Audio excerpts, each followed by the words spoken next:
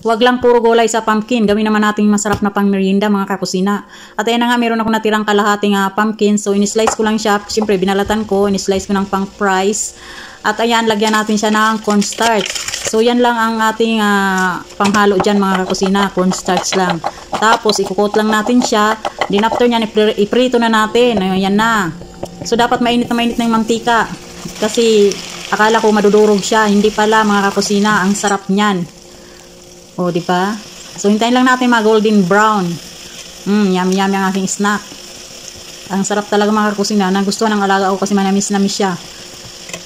Akala niya patatas. Yun pala ay pumpkin. So, at ayan, ready na yan mga kakusina. Ang ganda na ng kulay niya.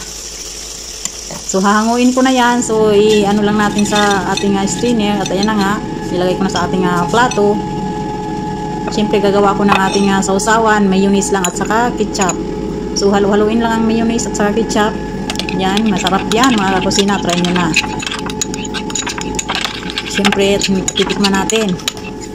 At yun na nga, nasabi ko nga, ay manamis-namis siya mga kakusina. Manamis-namis talaga yung pumpkin or kalabasa. Ang sarap.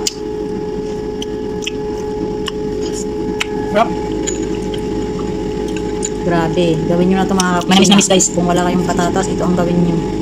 Sarap niya. First time ko lang itong ginawa. At perfect naman ang pagkaluto ko. So at ayan lang mga kakusina for today's video. Thank you so much for watching. See you on my next video. Bye!